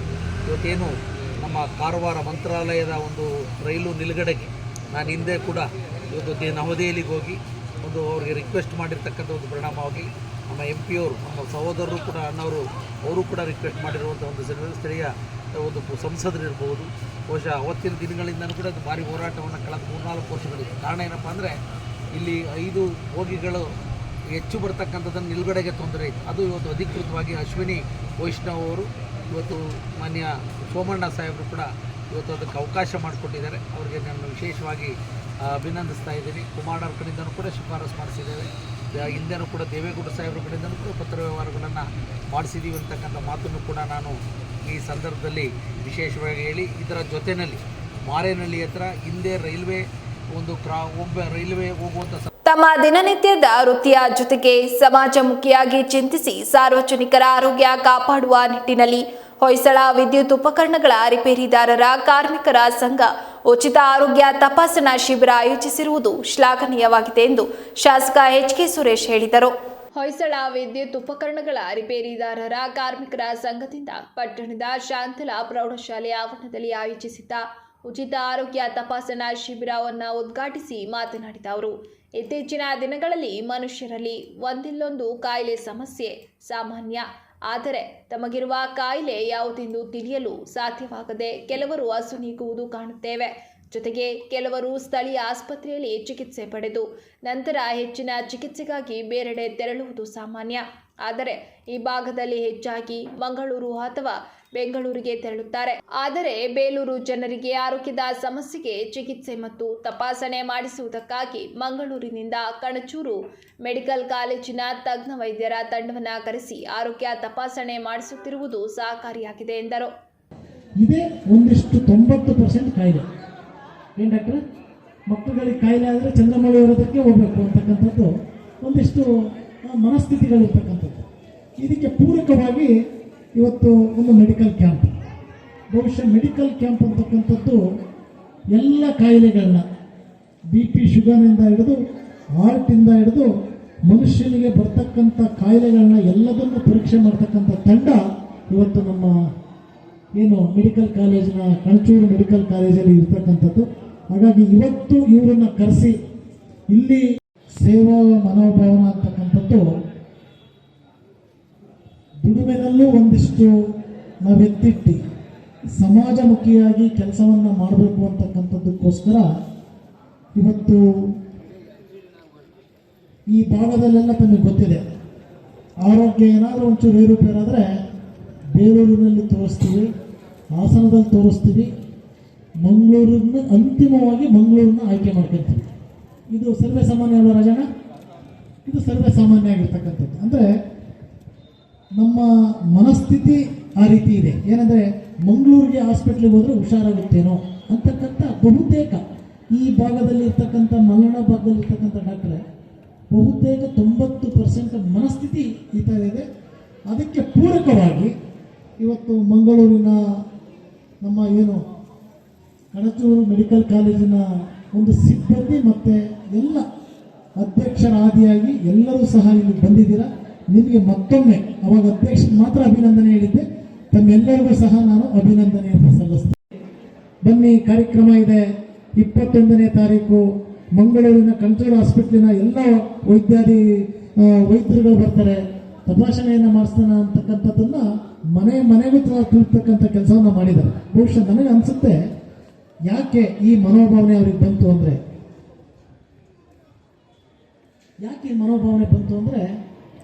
ಇವತ್ತು ಇಲ್ಲಿ ಹಾಕಿದ್ದಾರೆ ಹೊಯ್ಸಳ ವಿದ್ಯುತ್ ಉಪಕರಣಗಳ ರಿಪೇರಿದಾರರ ಕಾರ್ಮಿಕರ ಸಂಘ. ಅಂದರೆ ಕತ್ತಲೆ ಆದ ತಕ್ಷಣ ನಮಗೆ ಬೆಳಕನ್ನು ಕೊಡಲಿಕ್ಕೆ ಕರೆಂಟ್ ಕೆಟ್ಟೋದ್ರೆ ಇದಾದರೆ ಯಾರು ಬೇಕು? ರಿಪೇರಿದಾರರು ಬೇಕು. ಆದರೆ ಅವರು ಬೆಳಕನ್ನು ಕೊಡ್ತಕ್ಕಂಥ ರಿಪೇರಿ ಮಾತ್ರಕ್ಕೆ ಸೀಮಿತ ಆಗಲಿಲ್ಲ. ಇವತ್ತು ಒಂದು ಹೆಜ್ಜೆಯನ್ನು ಮುಂದಿಟ್ಟಿದ್ರು. ಬೆಳಕು ಕೇವಲ 6-7 ಗಂಟೆಗೆ ಬೇಕಾಗಿರ್ತಕ್ಕಂಥದ್ದು, ಆದರೆ ಆರೋಗ್ಯ ತಪಾಸಣೆ 100 ವರ್ಷ ಬಾಳ್ಲಿಕ್ಕೆ ಬೇಕಾಗಿರ್ತಕ್ಕಂಥದ್ದು. ಇಂಥ ಒಂದು ಬೆಳಕನ್ನು ನಾವು ಕೊಡ್ತೀವಿ ನಿಮಗೆ ಅಂತಕ್ಕಂಥದ್ದಕ್ಕೋಸ್ಕರ ಇವತ್ತು ವೈದ್ಯರ ತಂಡವನ್ನು ಕರೆಸಿ ಮಂಗಳೂರು ಕಣಚೂರು ಮೆಡಿಕಲ್ ಕಾಲೇಜಿನ ಅಧ್ಯಕ್ಷ ಡಾಕ್ಟರ್ ಹಾಜಿ UK ಮೋನು ಮಾತನಾಡಿ, ನನಗೂ ಕಾರ್ಮಿಕನಾಗಿ ಕೆಲಸ ಮಾಡಿ ಮತ್ತು ಮಾಡಿಸಿದ ಅನುಭವ ಇದೆ. 14 ವರ್ಷಗಳ ಹಿಂದೆ ಕಣಚೂರಿನಲ್ಲಿ 1200 ಬೆಡ್ಗಳಿರುವ ಸುಸಜ್ಜಿತ ಆಸ್ಪತ್ರೆ ಕಟ್ಟಿಸಿದ್ದೇವೆ. ಆದರೆ ಬಡವರು ಹಣವಿಲ್ಲವೆಂದು ಚಿಕಿತ್ಸೆ ಪಡೆಯದೆ ಸಾವನ್ನಪ್ಪಬಾರದು ಎಂದು ಉಚಿತವಾಗಿ ವೈದ್ಯರಿಂದ ತಪಾಸಣೆ ಮಾಡುತ್ತೇವೆ ಮತ್ತು ರೋಗಿಗಳ ಅನುಕೂಲಕ್ಕಾಗಿ ಉಚಿತವಾಗಿ ಬೆಳಗ್ಗೆ ಕಾಫಿ ತಿಂಡಿ, ಮಧ್ಯಾಹ್ನ ಊಟ, ಸಂಜೆ ಕಾಫಿ, ರಾತ್ರಿ ಊಟವನ್ನು ಕೊಡುತ್ತೇವೆ. ಆದರೆ ಔಷಧ ಮಾತ್ರೆಗೆ ಮಾತ್ರ ಹಣವನ್ನು ಪಡೆಯುತ್ತೇವೆ ಹೊರತು ಬೇರೆಯದಕ್ಕೆ ಹಣ ಪಡೆಯುವುದಿಲ್ಲ ಎಂದರು. ಸಾಧ್ಯ ಇಲ್ಲ, ನಾನಿನ್ನು ಸಾಯುವುದು ಅಂತೇಳಿ ಯಾರೂ ಸಾಯಬಾರ್ದು. ನೀವು ಈ ಚೀಟಿಯಲ್ಲಿ ಕಳಿಸಿ 14 ವರ್ಷ ಆಯಿತು ಆಸ್ಪತ್ರೆಯಲ್ಲಿ, ಇವತ್ತಿನವರೆಗೆ 1 ರೂಪಾಯಿ ಡಾಕ್ಟರ್ಗಳ ಚಾರ್ಜ್. ಈ ವೇಳೆ ಪುರಸಭೆ ಅಧ್ಯಕ್ಷೆ ಉಷಾ ಸತೀಶ್, ಕಣಚೂರು ಮೆಡಿಕಲ್ ಕಾಲೇಜು ವೈದ್ಯರಾದ doctor Srikanth Hegde, doctor Anjan Kumar, Shantala education society ಅಧ್ಯಕ್ಷ ಭಗವಾನ್, ಕನ್ನಡ ಸಾಹಿತ್ಯ ಪರಿಷತ್ ಅಧ್ಯಕ್ಷ ಮಂಚೇಗೌಡ, ಗೌರವ ಕಾರ್ಯದರ್ಶಿ ಶಿವರಾಜ್, ಕಾವೇರಿ ಕ್ಲಿನಿಕ್ ವೈದ್ಯ ಡಾಕ್ಟರ್ ಚಂದ್ರಮೌಳಿ, ಲಯನ್ಸ್ ಕ್ಲಬ್ ಅಧ್ಯಕ್ಷೆ ತಾರಾಮಣಿ, ಹೊಯ್ಸಳ ವಿದ್ಯುತ್ ಉಪಕರಣಗಳ ರಿಪೇರಿದಾರರ ಕಾರ್ಮಿಕರ ಸಂಘದ ಅಧ್ಯಕ್ಷ ಕೇಪಲ್ ವಿಜಯಕುಮಾರ್, ಗೌರವಾಧ್ಯಕ್ಷರಾದ ನಜೀರುದ್ದೀನ್, ಶಹಜಾನ್, ಅಚ್ಯುತರಾವ್, ಪ್ರಧಾನ ಕಾರ್ಯದರ್ಶಿ ಸಮೀರ್, ಉಪಾಧ್ಯಕ್ಷ ಬಾಪುರಾವ್, ಅನಿಲ್, ಸುಧೀಂದ್ರ ಸೇರಿದಂತೆ ಇತರರು ಹಾಜರಿದ್ದರು. ಹಾಸನ ನಗರದ ತಣ್ಣೀರು ಹಳ್ಳದ ಬಳಿ ಇರುವ ವಿಜಯನಗರ ಬಡಾವಣೆಯಲ್ಲಿನ ಹಲವು ಮೂಲಭೂತ ಸಮಸ್ಯೆಗಳನ್ನು ತಕ್ಷಣ ಬಗೆಹರಿಸುವಂತೆ ಒತ್ತಾಯಿಸಿ ಬಡಾವಣೆಯ ನಿವಾಸಿಗಳು ಇಂದು ಡಿಸಿ ಕಚೇರಿ ಎದುರು ಪ್ರತಿಭಟನೆ ನಡೆಸಿ ಜಿಲ್ಲಾಡಳಿತಕ್ಕೆ ಮನವಿ ಸಲ್ಲಿಸಿದರು. ಬಡಾವಣೆಯಲ್ಲಿ ಅನೇಕ ಸಮಸ್ಯೆಗಳಿದ್ದರೂ ಹಲವು ಬಾರಿ ಮನವಿ ಮಾಡಿದರೂ ಸಂಬಂಧಪಟ್ಟ ಇಲಾಖೆಗಳು ಸ್ಪಂದಿಸುತ್ತಿಲ್ಲ ಎಂದು ಆರೋಪಿಸಿದ ಪ್ರತಿಭಟನಾಕಾರರು ನಗರದ ಹೇಮಾವತಿ ಪ್ರತಿಮೆ ಬಳಿಯಿಂದ ಜಿಲ್ಲಾಧಿಕಾರಿ ಕಚೇರಿವರೆಗೂ ಮೆರವಣಿಗೆ ನಡೆಸಿದರು. ಈ ವೇಳೆ ಗ್ರಾಮ ಪಂಚಾಯಿತಿ ಮಾಜಿ ಸದಸ್ಯ ರಂಗಸ್ವಾಮಿ ಸುದ್ದಿಗಾರರೊಂದಿಗೆ ಮಾತನಾಡಿ, ವಿಜಯನಗರ ಬಡಾವಣೆಯಲ್ಲಿರುವ ಕೆರೆಯನ್ನು ಸ್ವಚ್ಛಗೊಳಿಸುವಂತೆ ಮಹಾನಗರ ಪಾಲಿಕೆಗೆ ಹಲವು ಬಾರಿ ಮನವಿ ಸಲ್ಲಿಸಿದ್ದರು. ಅಧಿಕಾರಿಗಳು ಈವರೆಗೂ ಕ್ರಮ ಕೈಗೊಂಡಿಲ್ಲ ಎಂದು ಆಕ್ರೋಶ ವ್ಯಕ್ತಪಡಿಸಿದರು. ಕೆರೆಯಲ್ಲಿ ಹೂಳು ತುಂಬಿಕೊಂಡಿದ್ದು ದಟ್ಟವಾದ ಹುಲ್ಲುಗಾವಲು ಬೆಳೆದು ಕೆರೆ ಅವನತಿಯತ್ತ ಸಾಗುತ್ತಿದೆ. ಇದರಿಂದ ದುರ್ವಾಸನೆ ಉಂಟಾಗಿ ರೋಗ ಹರಡುವ ಭೀತಿ ಎದುರಾಗಿದೆ. ಅಲ್ಲದೆ ದನ ಕರುಗಳು ಕೂಡ ಕೆರೆಯ ನೀರು ಕುಡಿಯಲು ಸಾಧ್ಯವಾಗುತ್ತಿಲ್ಲ ಎಂದರು. ಇದಲ್ಲದೆ ಗುಡ್ಡೇನಹಳ್ಳಿ ಗ್ರಾಮದಲ್ಲಿರುವ ಜಿಲ್ಲಾ ಆರೋಗ್ಯ ಮತ್ತು ಕುಟುಂಬ ಕಲ್ಯಾಣ ಇಲಾಖೆಗೆ ಸೇರಿದ ನಮ್ಮ ಕ್ಲಿನಿಕ್ ಆರೋಗ್ಯ ಕೇಂದ್ರದಲ್ಲಿ ಅಗತ್ಯ ವೈದ್ಯಕೀಯ ಉಪಕರಣಗಳು, ವೈದ್ಯರು, ನರ್ಸ್ಗಳು ಹಾಗೂ ಸಿಬ್ಬಂದಿ ಕೊರತೆ ಇದೆ. ಇದರಿಂದ ಅನಾರೋಗ್ಯ ಸಂದರ್ಭದಲ್ಲಿ ಗ್ರಾಮಸ್ಥರು ತೀವ್ರ ತೊಂದರೆ ಅನುಭವಿಸುವಂತಾಗಿದೆ ಎಂದು ದೂರಿದರು. ನಾಮಕಾವಸ್ಥೆಗೆ ಸ್ಥಾಪಿಸಿರುವ ಆರೋಗ್ಯ ಕೇಂದ್ರದಲ್ಲಿ ಯಾವುದೇ ಮೂಲಭೂತ ಸೌಕರ್ಯಗಳಿಲ್ಲದೆ ಸಾರ್ವಜನಿಕ ಬಳಕೆಗೆ ಬಾರದ ಸ್ಥಿತಿ ನಿರ್ಮಾಣವಾಗಿದೆ ಎಂದರು. ಈ ಎಲ್ಲ ಸಮಸ್ಯೆಗಳನ್ನು ತಕ್ಷಣ ಬಗೆಹರಿಸದಿದ್ದಲ್ಲಿ ಉಪವಾಸ ಸತ್ಯಾಗ್ರಹ ನಡೆಸಲಾಗುವುದು ಎಂದು ಪ್ರತಿಭಟನಾಕಾರರು ಎಚ್ಚರಿಕೆ ನೀಡಿದರು. ಮಾಜಿ ಗ್ರಾಮ ಪಂಚಾಯತ್ ಸದಸ್ಯರು ನಮ್ಮ ಗುಡ್ಡೇನಹಳ್ಳಿ ಕೆರೆಗೆ ಹಲವಾರು ಬಾರಿ ಅರ್ಜಿ ಕೊಟ್ಟಿದ್ದೀನಿ. ಮಾನ್ಯ ಪಂಚಾಯತಿ ಮಾಜಿ ಮೆಂಬರು ಸರ್, ಗುಡ್ಡೇನಹಳ್ಳಿ ಕೆರೆ ಕಲ್ಮಶಗೊಂಡು ದನ ಕರುಗಳಿಗೆ ಕುಡಿಯೋಕ್ಕೆ ನೀರಿಲ್ಲ. ಆ ರೀತಿ ಪಂಚಾಯತಿ ಮಾಜಿ ಮೆಂಬರು ಸರ್, ಗುಡ್ಡೇನಹಳ್ಳಿ ಕೆರೆ ಕಲ್ಮಶಗೊಂಡು ದನ ಕರುಗಳಿಗೆ ಕುಡಿಯೋಕ್ಕೆ ನೀರಿಲ್ಲ. ಆ ರೀತಿ ಕೊನೆಯಲ್ಲಿ ಮತ್ತೊಮ್ಮೆ ಹೆಡ್ಲೈನ್ಸ್.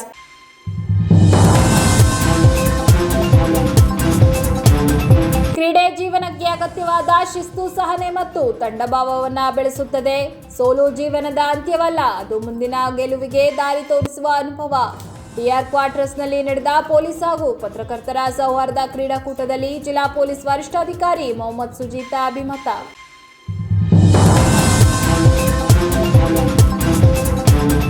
ಮೂಲಭೂತ ಸೌಕರ್ಯದಿಂದ ದೂರ ಉಳಿದ ಬಿಕಾಟಿಹಳ್ಳಿಯ ಎಸ್ಬಿಎಂ ಲೇಔಟ್. ಕೊಳಚೆ ನೀರು ಸರಿಯಾಗಿ ಹರಿಯಲು ಒಳಚರಂಡಿ ವ್ಯವಸ್ಥೆ ಇಲ್ಲದೆ ಖಾಲಿ ಸೈಟುಗಳಲ್ಲಿ ನಿಲ್ಲುತ್ತಿರುವ ನೀರು. ಮಹಾನಗರ ಪಾಲಿಕೆ ಹಾಗೂ ಹೂಡಾ ಅಧಿಕಾರಿಗಳ ವಿರುದ್ಧ ನಿವಾಸಿಗಳ ಅಸಮಾಧಾನ.